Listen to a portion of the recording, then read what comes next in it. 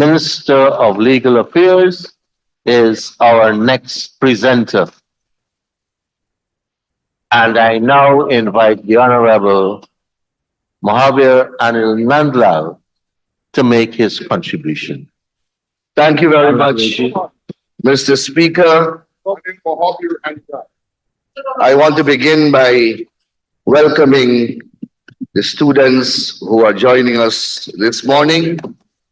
And Mr. Speaker, the occasion is now mine to offer my contributions to this debate. And I want to begin, like so many of those who preceded me, to commend and compliment the astute and erudite Dr. Ashni Kumar Singh and his competent staff at the Ministry of Finance, and indeed the People's Progressive Party civic government for preparing and presenting the largest budget in our country's history, $1.146 trillion. And most importantly, Mr. Speaker, and it has been said before, but it is worth repeating, that this budget is financed without a single dollar of increase in any taxes and without the imposition of a single new tax. It will be the largest singular injection of money in the economy of this country, in our country's history.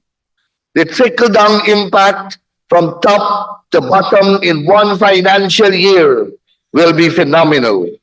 And this is only government spending.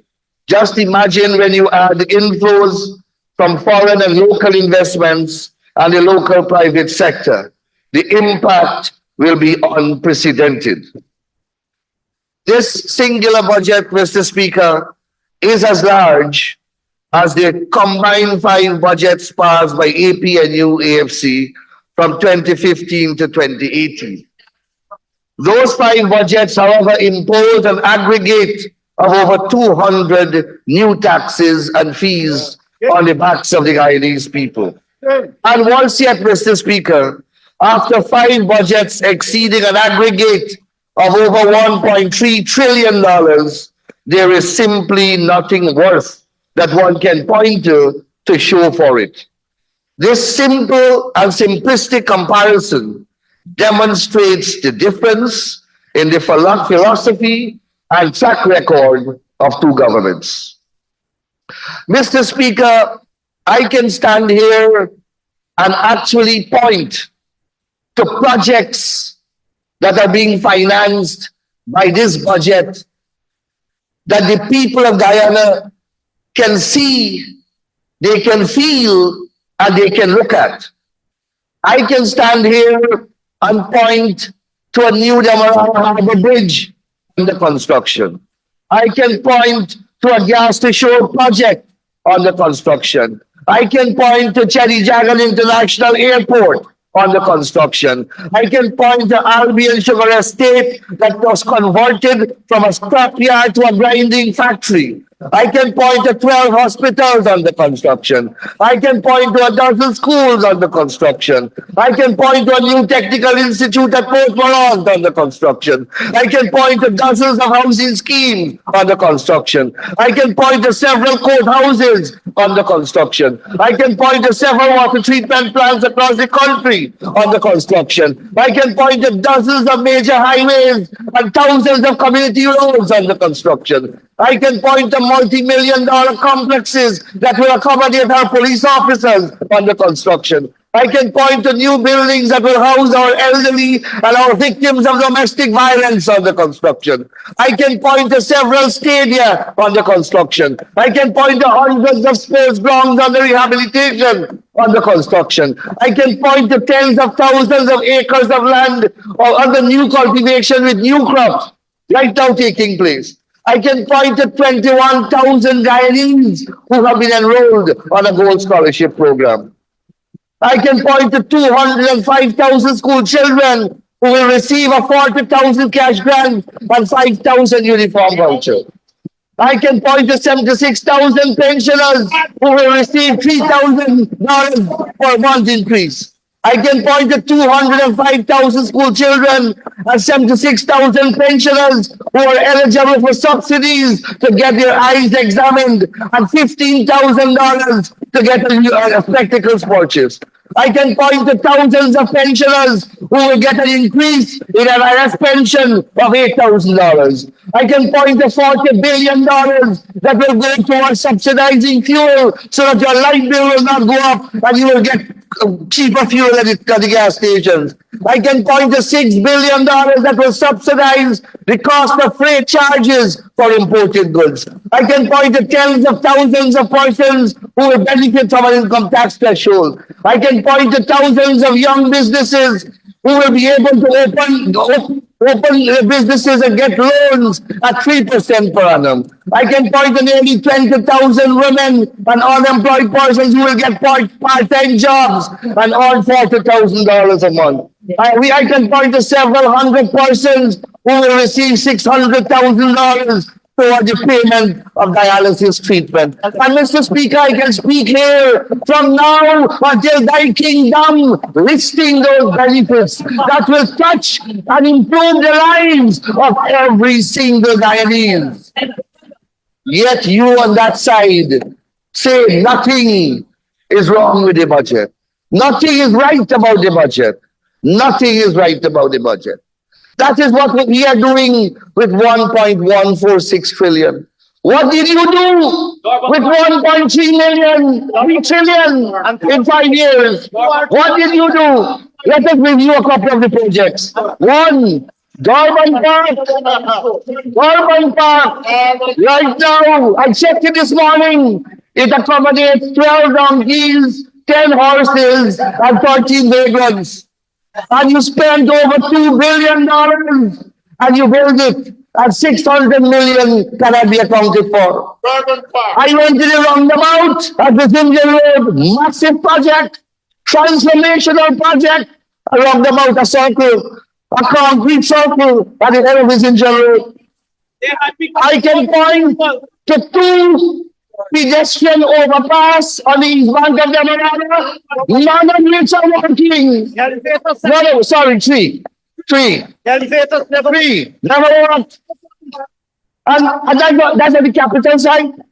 That's at the capital side. Let's go to the Millie Arch and some Macau Millie Arch. I was going to give them the arch. I'm going to check it back. And some Macau Millie Arch again. And Mr. Speaker, let us go on the column side.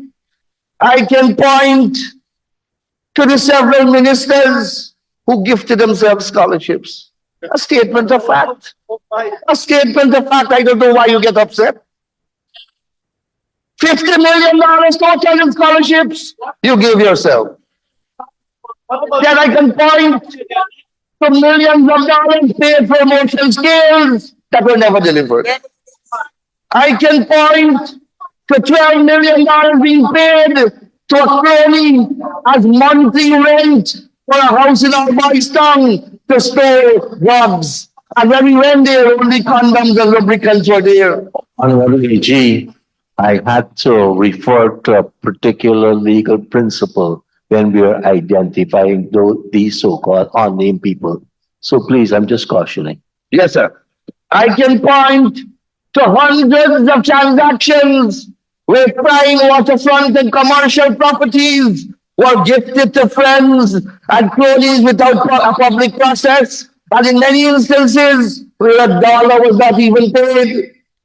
And many transactions were done, many of these transactions were done after you lost a no confidence motion and lost the government.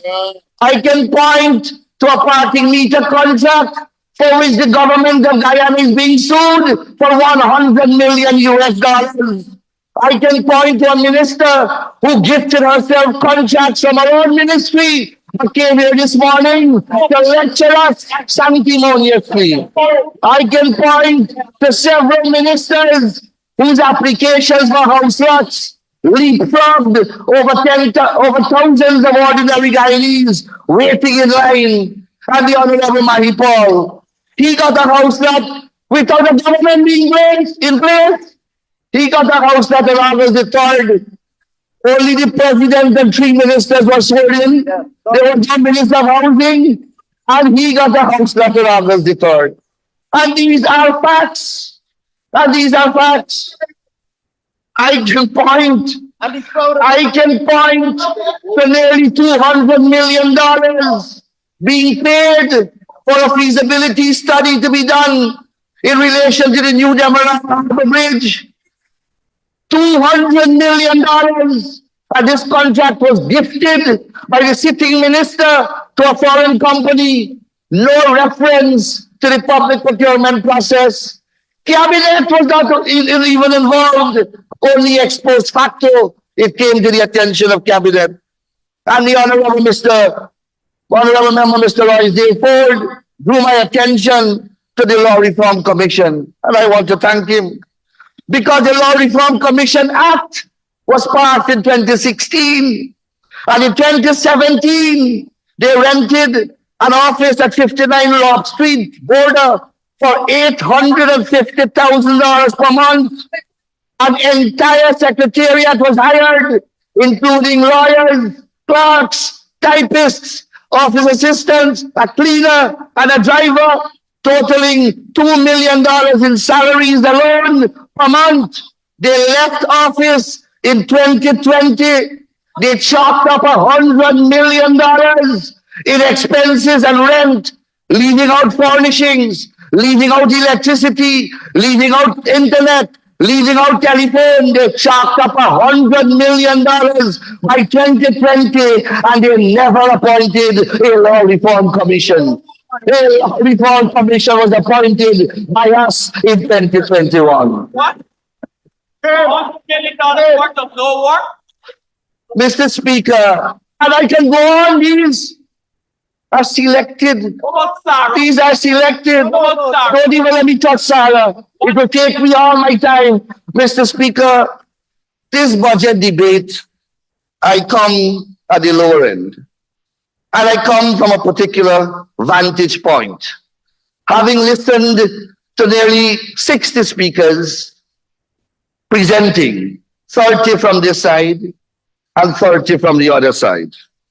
And Mr. Speaker, this budget debate, perhaps more than anything else, establishes and illustrates the great divide between a government and a misplaced opposition.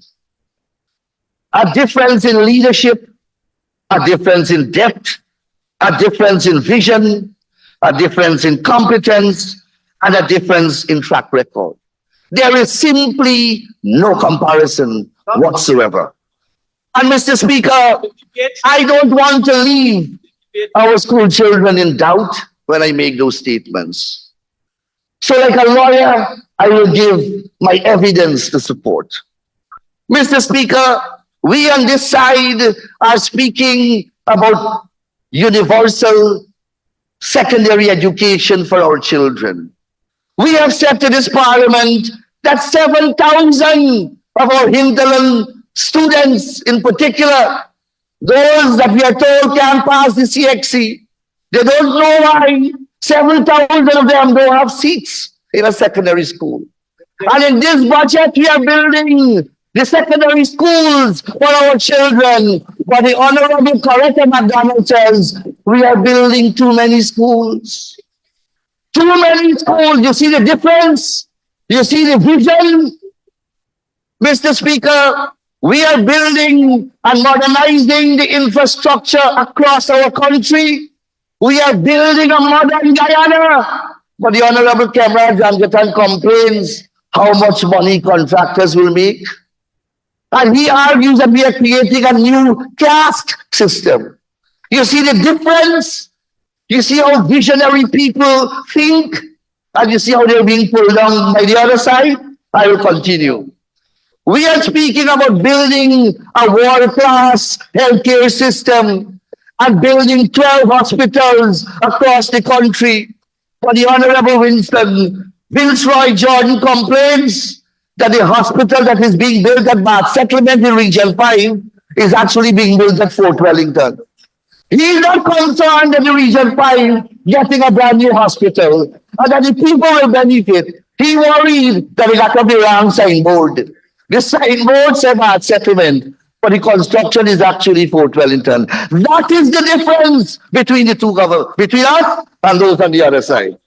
And Charles, I'm coming to the Honorable Minister of Sports. The Honorable Minister of Sports stood here and told us of building 5 stadia across the country and refurbishing 350 sports grounds. And the Honorable flew best stood there and expressed deep worry that a dancing class at the cultural center was cancelled. A dancing class at the cultural center was cancelled. Check your answer and you'll see that I'm correct. Mr. Speaker, the entire world is impressed with our oil and gas sector. The entire world is impressed with our oil and gas sector. The international indicators have ruled that we have the 10th fastest growing economy, largely because of that sector. Young Sherwood Holder stood there and he said the oil and gas sector in this country is in turmoil. And he moves on. The gentleman made that profound pronouncement and moves on to Region 2. That is the level of this debate. That is the difference. Mr. Speaker, while we are modernizing the entire judiciary and building courthouses across the country, and we have recognizedly the most active legislative agenda in the entire Caribbean, the Honorable Roysdale Ford is worried that he has not heard anything from the Law Reform Commission. He has not, he's worried about that, and I will continue. Mr. Speaker, we have distributed 30,000 house lots. 30,000 house lots from 2020 August to now. And in this year, we will deliver 10,000 more. At LBI, we are doing over 1,000 house lots with 450 houses for young professionals. But the Honorable Annette Ferguson complains to us bitterly that the east side is moving quicker than the west side at LBI. The east side of the housing scheme building quicker than the west side. And she brings 2 pictures to show us. She brings 2 pictures to present. Mr. Speaker, Mr. Speaker, my colleague, the Honorable Minister of Agriculture, is working hard with the rest of the government, and we are preparing Guyana to be a regional food hub. We are preparing this country for regional and global food security. That is our vision. The Honorable Vince Roy Jordan complains, lambasted the minister, that one black belly sheep barren and 2 black giants are rally. That is the level of presentation that they have brought to this house. Mr. Speaker, I can go on. I am not making up these things. You know you can stop me if anything is a lie. I am not going to. Well, let's continue, Mr. Speaker. But I hope that I have demonstrated vividly to the people of the country that those on that side are completely unfit and unqualified to come anywhere close to our government. Mr. Speaker, apart from the substandard quality of the presentation from the other side, a lot of misinformation have been peddled, which must not be left on the record without a response, and in some cases a repudiation. The Honorable Coretta MacDonald, speaking about the Madia Dam fire, invoked the Westminster Convention of Ministerial Responsibility, calling for the resignation of the subject minister. Well, an independent commission of inquiry was commissioned by His Excellency the President, and that commission absolved the minister from blame. And that is the national and formal record of this country. But that is not the point I want to make. I want to make the point that in a country like ours, though we inherited our legal system from England, our written constitution has replaced British conventions. Those conventions are therefore not applicable to countries with a written constitution. And our constitution is our supreme law and it must be obeyed. And Article 106 of our constitution provides in very clear and unequivocal language that when a government is defeated by a no confidence motion, the president, including the cabinet, must resign and hold elections within 3 months. The coalition government, you on that side, were defeated by a no confidence motion on the 22nd of December 2018, but squatted in office even after you lost an election until the 2nd of August 2020. Don't bother with British conventions, just obey our constitution. Don't try a veneer of sophistication. Obey the laws of the land. Rather than resign, Mr. Speaker, within 3 months, in compliance with the Constitution, they ran to the court and presented the most clumsy argument ever heard in the British Commonwealth, that 33 is not a majority of 65. The students are from Dolphin, I'm sure they're doing fraction and percentage. And they must know that 33 is a majority, one of the several majorities of a total sum of 65. Well, those on that side didn't know that. Mr. Speaker, we have the Honorable Roysdale Ford and the Honorable Christopher Jones and the Honorable Shara Duncan delivering to us sermons on democracy, the rule of law, and constitutionality. Mr. Jones quoted adeptly from a United Nations document on democracy, but he obviously omitted to share with us the part of the document that must have said that when you lose an election, you got to demit office. He omitted to share that part with us. When they lost the 2020 elections, they tried repeatedly to rig it in the Ashbins building and they failed. They then tried to rig it at GCOM headquarters and they failed. Then they tried to rig it in this very convention center and they failed. Then they tried in the courts and they failed. For 5 long months, they tried and tried and they failed and they failed. And in the end, the ballots of the people. Most famous word. They tried and they tried and they failed and they failed. And Mr. Speaker, even when they left office, they went with 2 petitions to the court, and they tried and they tried, and they failed and they failed, and the rule of law prevailed. Mr. Speaker, they are lecturing us on constitutionality. The Honorable Cathy Hughes seemed to think that Article 154 that provides for the establishment of a Human Rights Commission is a new invention. She does not know that that provision was there since 2000, and they were in government from 2015 to 2020. Why did you not install it or implement it? Why? That is the double standard for which the Guyanese people will judge them harshly. She stood there and the Honorable Member spoke about inclusivity in budgets. They passed in 4 years 5 budgets. They want to be consulted. You were in government, you passed 5 budgets. You ever invited us to a single budget consultation? You ever invited us to a single budget consultation? I was there. We never were invited to a single budget consultation. Mr. Speaker, they want to speak about constitutionality.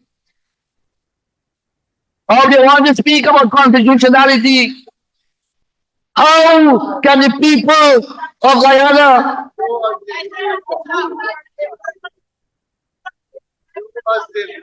Never did.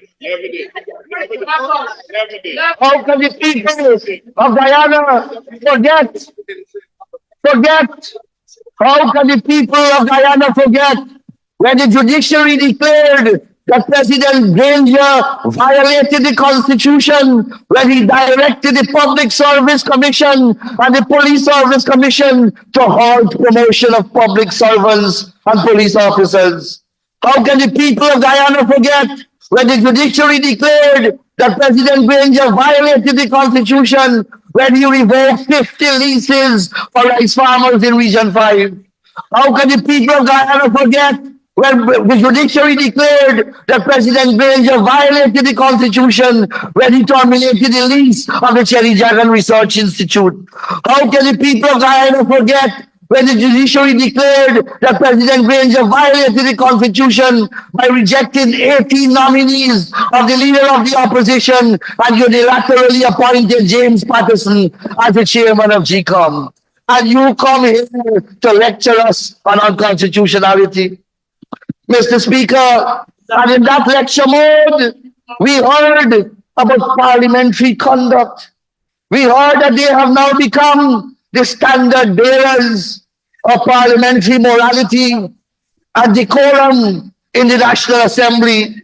Well, Mr. Speaker, who can forget the night of the 29th of December 2021 when we were debating the National Resource Fund Bill? The honorable members on that side, the moral police, as they are want to be now. Mr. Speaker, they ignored every one of your admonitions repeatedly when you told them to take their seats, and they descended into the rotunda of the National Assembly, and they whined, and they danced, and they gyrated, and they blew whistle, and they sang, and they do it for the world to see. And stole the best. And not being satisfied. Oh, okay. Not being satisfied with that kind of riotous conduct, they then charged towards the mace, broke it, and ran away with it, dragging a staff of this parliament along the floor and calling him a house slave. That is on national television. And if that is not enough, they then rushed to the court to seek the court to give them approbation and imprimatur. And the court dismissed their case, chased them out of the court, and fined them costs in several $1,000s. And Mr. Speaker, Guyanese across the globe, Guyanese across the country have seen that. They have seen those performances, and you know what they have said? Shame, shame, never AFC. It's the word shame. Oh, you can't use shame. Okay. Thank you. Terrible, terrible. Mr. Speaker,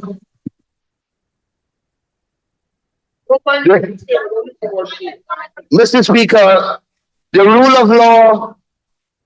of law, and an independent, competent judiciary are the foundations upon which modern society rests.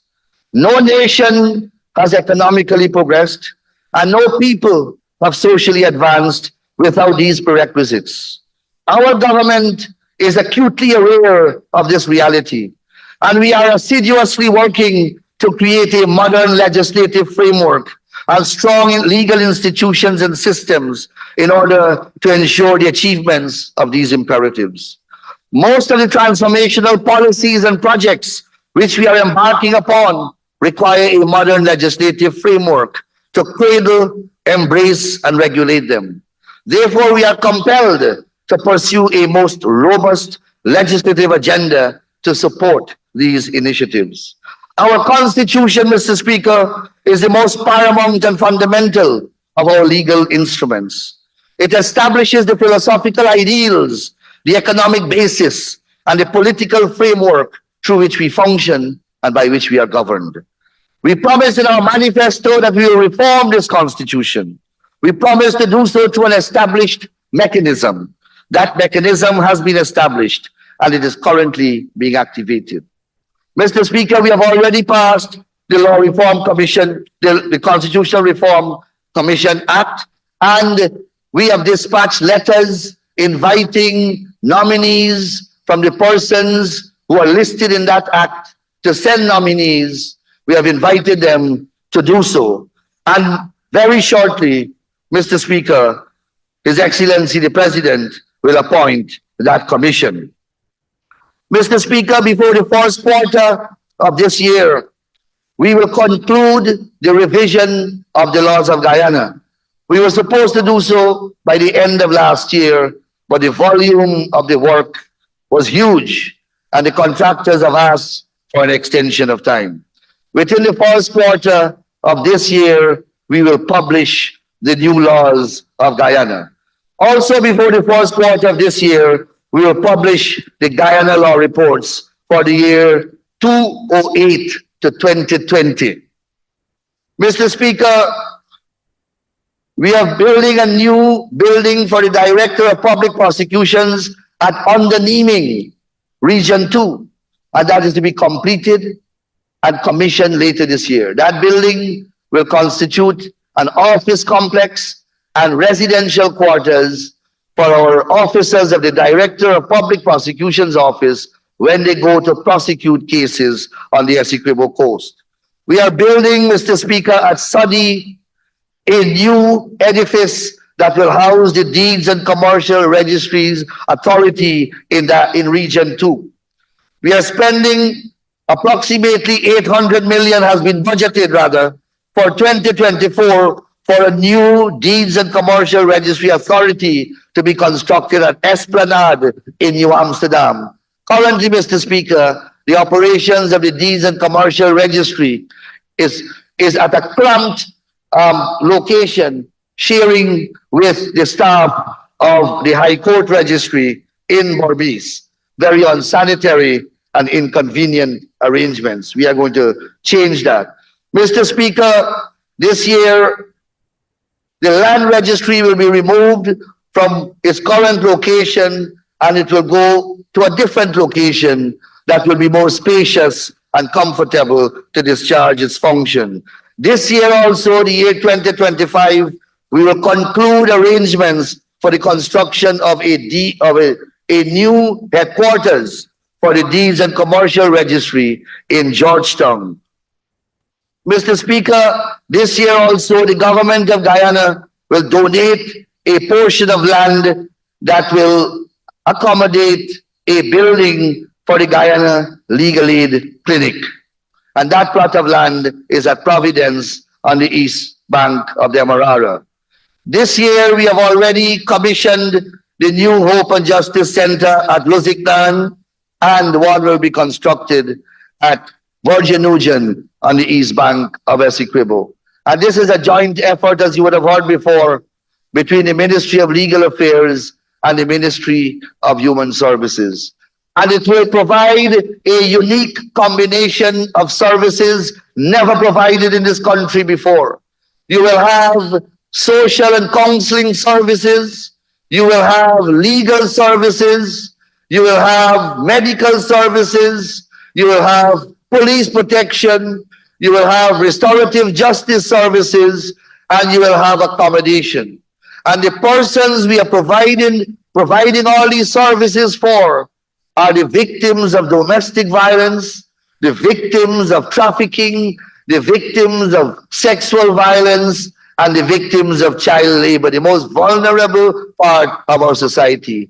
We don't come here to speak about who living on cardboard and who not living on cardboard. We are building facilities to accommodate them. In particular, if there is one bias that we have in this government, is towards the vulnerable in our society. Mr. Speaker, the Judicial Service Commission has been appointed. And this year, Mr. Speaker, appointments are going to be made. 6 Justice of Appeal will be appointed. 9 puisne judges will be appointed to the High Court. 2 Commissioners of Title will be appointed. And 10 magistrates will be appointed, bringing the total magistrates to 29. And new posts have also been created to accommodate for the large intake of cases. Mr. Speaker, on August 16, 2023, A $263 million magistrates court was commissioned at Vigilance on the east coast of Demerara. On August the 18th, 2023, the sod was turned for the construction of a $303.9 million magistrates court at Timeri, East Bank, Demerara. The first time in the history of our country, a court will be constructed at Timeri on the East Bank of Demerara. On August the 21st, 2023, the sod was turned for the construction of a new $388.8 million magistrates court at Friendship on the East Bank of Demerara. Again, the first time in the history of our country, a court is being established at Friendship on the East Bank of Demerara. On October 2nd, 2023, the sod was turned for the construction of a $178.2 million magistrates court at Anna Regina, Region 2. We have established also a drug court in this country for the first time. And Mr. Speaker, on December 6, 2023, a pilot case management system was launched for the magistrate court system. Once that pilot works, then we will have e-filing and e-case management across the magistrates court of our country. That, Mr. Speaker, will bring speed, will bring modernity, and will bring a revolution to that sector. Mr. Speaker, we are reviewing and strengthening our criminal justice system. We are working on a number of important initiatives, sentencing guidelines. You would have heard a lot of public commentary about the type and varying sentences handed down by our legal tribunals. Well, these sentencing guidelines are expected to bring uniformity and consistency in that regard. We will review the Sexual Offences Act. We will have new legislation that will provide for the trial of certain criminal matters by a judge only and without a jury. We are drafting a completely new Evidence Act. Our Evidence Act is a 1898 legislation. And with all the transformation taking place, that act simply can't govern the evidential tapestry of our jurisprudence anymore. Mr. Speaker, this year we will unfold the Restorative Justice Project in a railway. I held discussions with my distinguished colleague, my sister, the Honorable Vindhya Prasad, and we are going to twin the Restorative Justice Project with the Probation Department. The Probation Department is already located across every magisterial district in the country. They have their own facilities, they have their own edifices, and they also have an integrated and harmonious systematic relationship with the judiciary. And if we can take advantage of that established infrastructure and just add the restorative justice officers to it, then we will kickstart a restorative justice project in a real way. Mr. Speaker, there are so many other important things that I have to speak about. We have performed well in our assessment in relation to anti-money laundering and countering the financing of terrorism. And Mr. Speaker, we have dozens of new bills that we are working on. We have to improve and modernize our corporate structure. We have to build the legal capability to provide that crucial role as the breadbasket of the Caribbean. And we are working on legislation to improve our agriculture sector and our capacity to export food. Mr. Speaker, I want to conclude by saying to this National Assembly that this budget of 2024 is yet another installment of our plan to create a modern Guyana and to make the Guyanese citizens first-class citizens of this world. Thank you very much, Mr. Speaker.